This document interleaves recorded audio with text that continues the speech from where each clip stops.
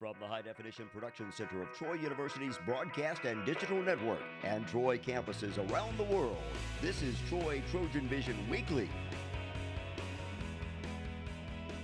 Hello and welcome to Troy TrojanVision Weekly. We're glad you joined us for this look at what's happening in and around Troy University. I'm your host, Aaron Taylor. Well, there's now a place for students to discover information about the College of Education. And on Tuesday, they held the ribbon-cutting ceremony for the Information Center in Hawkins Hall. Aaron Dixon has the details. The College of Education has created a place for their students to feel at home and get their questions answered, and that is the new Information Center. On Tuesday, the College of Education held the ribbon cutting to open up the center for business, and the Dean of the College of Education was able to explain the goal of the center. And the goal of the center, the Information Center, is for it to serve as a one-stop shop for students who walk into Hawkins Hall. They have questions regarding advisement, although the individuals who will be staffing the center will not actually advise students. They can direct students to the appropriate floor, as well as the appropriate faculty and staff who can provide assistance. The Information Center will provide students within the College of Education a place to go for help and guidance, and Dr. Eva Kane discusses the importance of the new Information Center to the College of Education. I think it makes it more transparent and open so that they'll have the ability to feel like they have more access to the information, because sometimes in the different departments they might get different information from other students or other people, and it's a way for them or a place for them to go where they can get a cohesive answer. Students and visitors will be able to visit the Information Center as soon as today, and there will be information waiting on them when they arrive. You can have like directory calls and scholarship information, and if you need help with advising, we can get in touch with your advisor, but we won't advise you. We'll find somebody who can. We will also share information about our program, so as we have visitors who come into the building, we can direct the visitors to the Information Center to learn about the College of Education programs. The new Information Center bridges the gap between a student and their advisor. This resource will be open to students every Monday through Friday from 8 to 5. Aaron Dixon, Troy, TrojanVision News. Substance abuse is an issue that affects people from all walks of life, and the abuse of some types of drugs has evolved into what many are calling a national crisis. However, substance abuse can have plenty of effects locally, and the education of those effects was the purpose of a town hall meeting on campus last Thursday. Nick Brooks has that story. Outreach held its first event Thursday night as they had a Q&A panel and browse session for Troy students and residents. Campus Outreach Coordinator Kimberly McCain says the meeting was to help people with substance abuse problems get the help they need. Educate yourself on the harms of substance abuse, and also what you can do if you have a concern about someone else. The main goal of tonight's event was really just to get a dialogue started. Campus Outreach peer educator Mackenzie Martin took a lot away from the meeting that she did not know previously. I learned that the drug and alcohol crisis has increased in Pike County alone over the last 30 years, and really just in the United States. Also learned that one of the biggest things that I feel like is a misconception about drugs and alcohol is that prescription drugs, if it's prescribed, it's totally okay, but there's actually an abuse with prescription drugs, and I think that that's something that we can as a country just really start combating. Martin says she wants to educate the students at Troy about substance abuse. So I feel like it's a conversation that continues to need to be continue to grow and brought to certain organizations and just the students to Troy, because they are exposed to some of these drugs and alcohol and they need to be informed. Troy's campus has a few places students can reach out to get help. If you have a concern, you can contact the Department of Outreach. The best way to reach us is outreach@troy.edu, or to contact the Student Counseling Center. They're a great resource on campus. We have licensed professionals that are ready to help people, get whatever information that they need, whether to help themselves or a friend. And there's hope. There's a light at the end of the tunnel. Don't just give up. Know that there are resources here on Troy's campus, and that you can continue to get help and seek help, because people want to help you. Nick Brooks, Troy, TrojanVision News. Outreach. Slavery in the United States was the main topic of discussion at a lecture in the Claudia Crosby Theater on Monday. Students had the chance to hear about the connection Mobile had to the end of slavery in America. Alexis Harvey has the details. On Monday night, the Department of History and Philosophy from Dothan's campus hosted their annual McPherson Lecture series in Troy's Crosby Theater. Each year, the History and Philosophy Department brings nationally renowned figures to campus as part of its exhibit of Southern history. This program is funded by the Alabama Humanities Foundation. I knew that Dr. Diouf had produced this book on the Clotilda and Africatown, and exactly the day that the previous, the 2018 Mitchell McPherson Lecture was actually occurring, all of a sudden the news hit that somebody in Mobile thought they had found the hull of the Clotilda, which had been burned, we thought. The selected lecturer for this year's event was Dr. Sivian Diouf. In her lecture titled The Clotilda, Africatown, and Beyond, she discusses the 1859 smuggling of enslaved people from the west coast of Africa to Mobile, Alabama. And particularly for this book, I was interested in researching the experience of Africans who've been the victims of the transatlantic slave trade.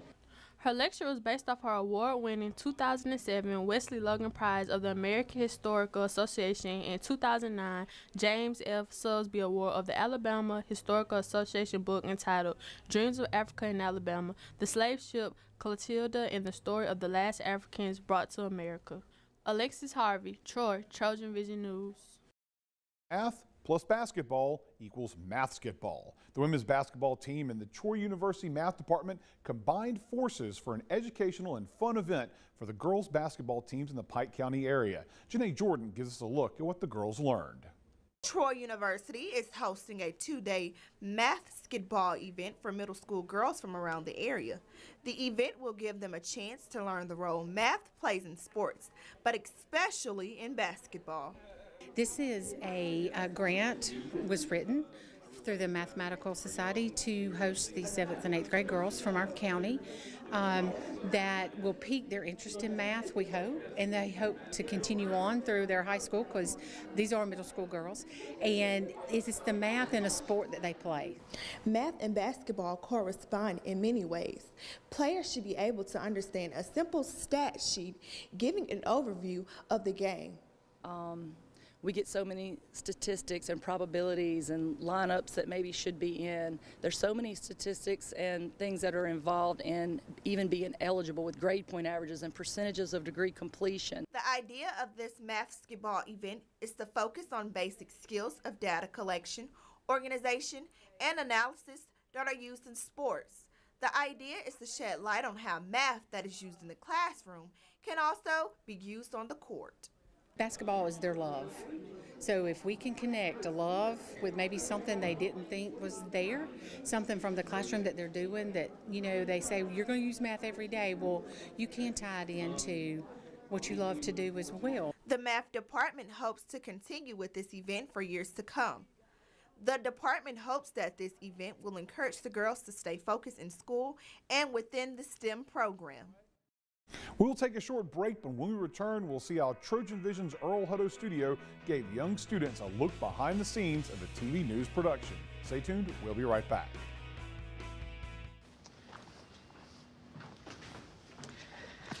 All right, I know this isn't any fun to talk about, but we should. Okay, so who's gonna do what? I'll pack the dead batteries. Great. I'll only put what I don't need into a duffel bag. Perfect. That's totally unhelpful. No problem. Meanwhile, I will try to comfort everyone by speaking in a calm voice. And I'll try to get the generator going without any gas. Oh, let's not forget the cell phones, which probably won't work. Right. And who is going to handle supplies?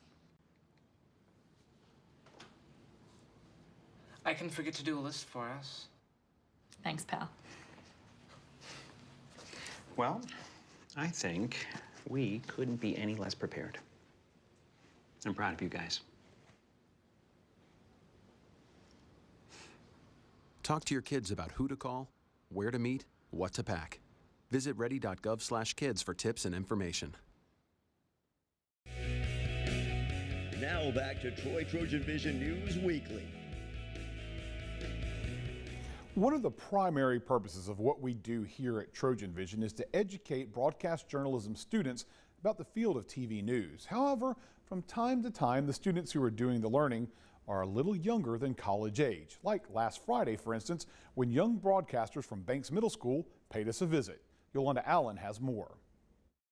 All right, now, Lights, camera, action. Students from Bates Middle School journalism class came to see Troy TrojanVision News put on a show in the studio. Primary reason that I like to bring the kids is just to expose them to journalism and hopefully spark some interest for them. We're always, of course, looking for ways to improve upon our show.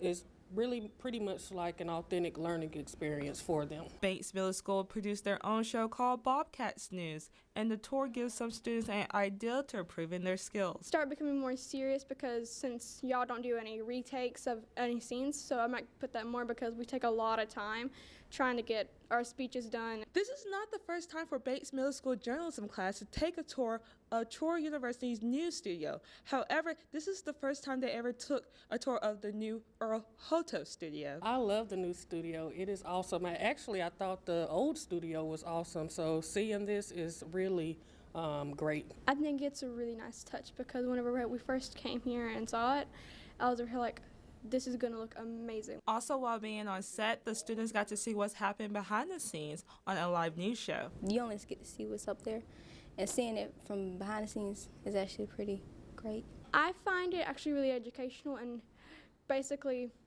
a new experience because many people don't get to see what it's really like on a news show. Yolanda Allen, Troy TrojanVision News. A new semester for Troy meant vacant seats in the Student Government Association Senate, and as some seniors graduated back in December. However, on Tuesday night, those spots were filled as new senators were sworn in.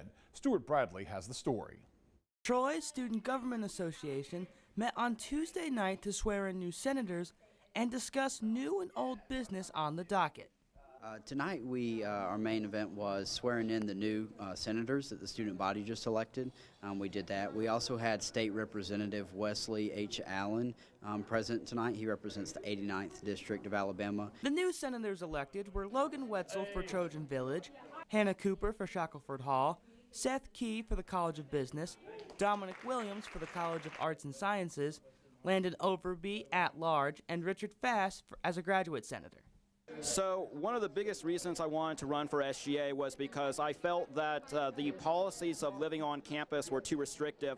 I also felt that they were, to be quite honest, quite archaic and behind the times. I would like to have any guest of any gender or sex be able to spend the night on campus, as well as remove the restriction of having guests leave at midnight. I would like them to be able to spend the night as well. One of the other major pieces of new business discussed was a proposal by Freshman Forum to add new emergency light poles around campus. The resolution was passed. Their resolution just asked the administration to install 3 new ones in specific areas on campus that they felt like was necessary. The SGA will meet next Tuesday at 6:30 to vote on new campus clubs such as the Humble Heart and vote on the Code of Laws. A Code of Laws amendment that will change a little bit about the executive elections process. Stuart Bradley, Troy, TrojanVision News. The Alabama World Affairs Council is seeking to educate others on international events through their latest program. The first event of the Great Discussion Seminar took place Wednesday afternoon on Troy's Montgomery campus. Taylor Pollock has a story from our Montgomery News Bureau. The Alabama World Affairs Council began their Great Discussion Seminar series on Wednesday at Troy University's Montgomery campus. Some of these are about countries, some of them are about themes or issues, and we'll be looking at the State Department later in the series about an institution. And it'll be very current. These instructors know history and current events, and they also travel, so it's very popular program. The purpose of the seminar series is to create discussion over critical current global issues. Well, this is what's going on in the world. This is current events. This is what we all, I mean, we're in America, but there are lots going on all over the world, and we need to not just think of America as being the only thing. We need to learn because it affects us in the long run.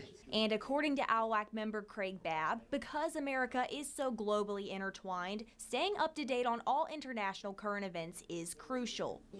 Because we don't live all by ourselves anymore. And I think that's kind of a pervasive sense that looking outside of the state or the country is somehow un-American. To the contrary, it's about the most American thing we can do. Our food comes from around the world, our cars, everything is intermingled, and we can't just pretend we're an island. We're going to take another quick break, but when we come back, we'll see why Troy University students were disarming time bombs in the Trojan Center. It's coming up right after this, so stay tuned.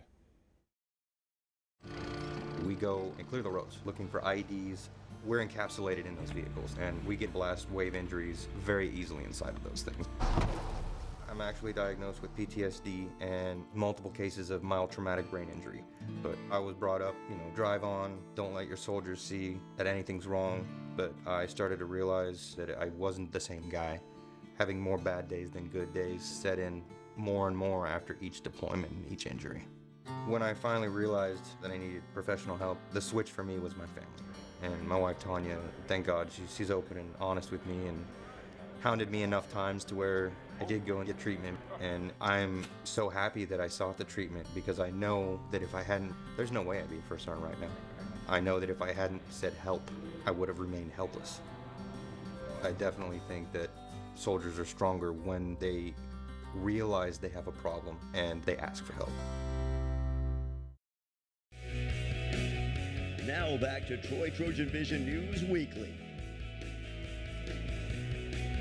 Tea is a very important part of Chinese culture, and for some, the preparation of tea can be a very big deal. And on Wednesday, Troy's Confucius Institute showed students what takes place in a formal tea ceremony. Adoria Hughes has the story. During Wednesday's Chinese tea ceremony, students and faculty learned about how tea is enjoyed in China, focusing on the history associated with tea drinking. For the purpose of Chinese tea ceremony is like when you perform the tea ceremony, you can find your inner peace, you hear some peaceful music, you just concentrate yourself on the tea, and you forget all your troubles in the real world. And after that, you can also have a good cup of tea. Chinese tea is broken up into 6 different categories and have beneficial benefits such as aiding in weight loss and even relaxation for the mind. For example, if people want to lose weight, they will drink Lui Cha. Yes, and I think the tea you buy from the market, that is a mixed one, but Chinese people didn't drink tea with milk or sugar. We just drink the tea with boiled water. One Troy University professor shares how participating in the tea ceremony helped him learn more about the culture. This tea ceremony, though, adds a wonderful element to it. Normally when I'm drinking my tea by myself, I'm just drinking it out of an infuser by myself. But this allows you to really, I think, enjoy the tea, experience the culture, and slow down while at the same time enjoying a wonderful, refreshing drink. The Confucius Institute will host more events throughout the semester to give students the opportunity to learn more about the Chinese culture. Adoria Hughes, Troy, TrojanVision News. On Wednesday night, there were some Troy University students trapped in a room in the Trojan Center with a ticking bomb.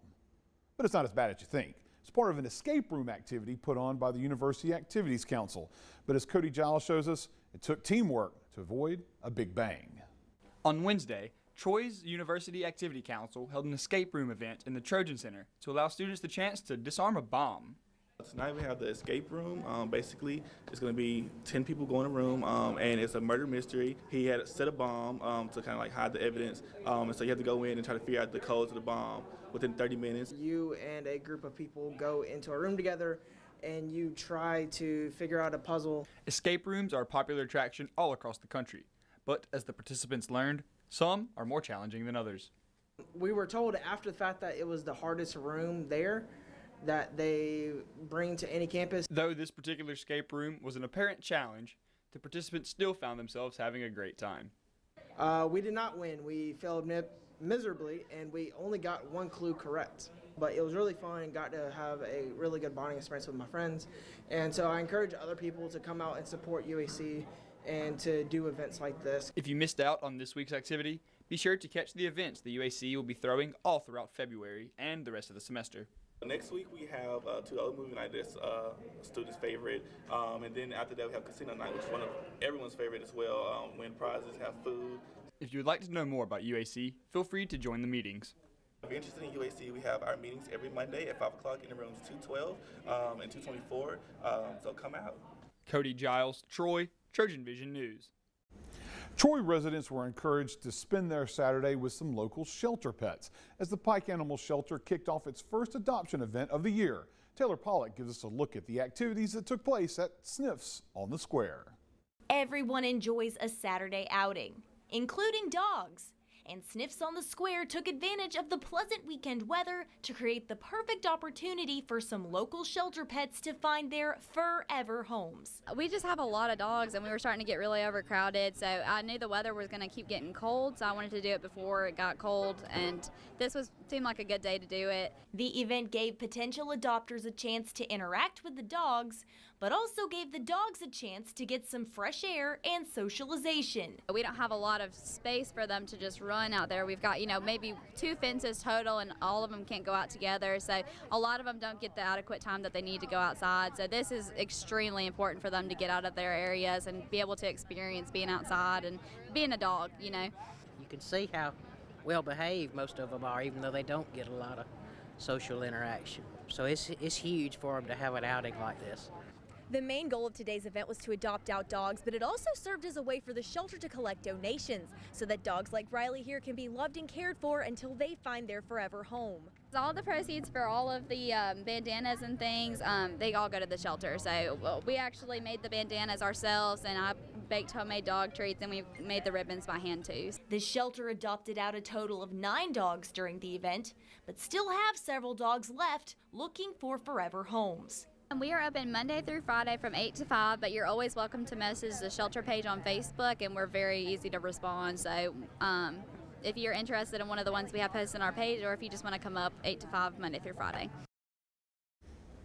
Well, it's time for our last break, but when we return, we'll learn about how Troy students can become ambassadors for the university. Stay tuned.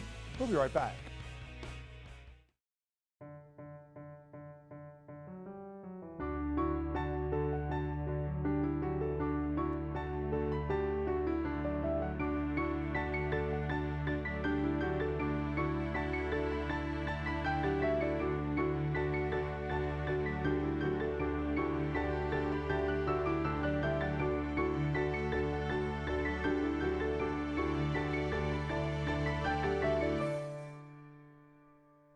For over 70 years, Smokey Bear has asked you to use fire responsibly. Fire is due to an unattended campfire. Go time. Here's how you can stay on the front lines of preventing wildfires. Always watch your campfire. Before leaving, drown it, stir it, drown it again, and feel that the fire is out cold. Oh, bullseye! And you won't need a visit from these guys. Copy that. You can be Smokey's wingman when enjoying nature and prevent wildfires. Visit SmokeyBear.com for more fire prevention tips. Now back to Troy Trojan Vision News Weekly. Troy University Admissions is looking for students to serve as Trojan ambassadors. We'll learn more about the ambassadors and how one can apply in this week's Trojan Talk.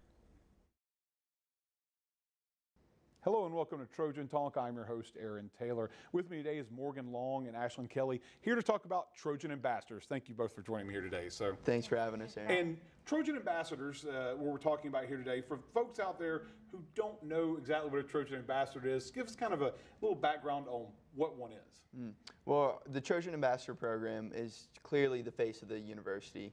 We're working hundreds of events and tours every single year.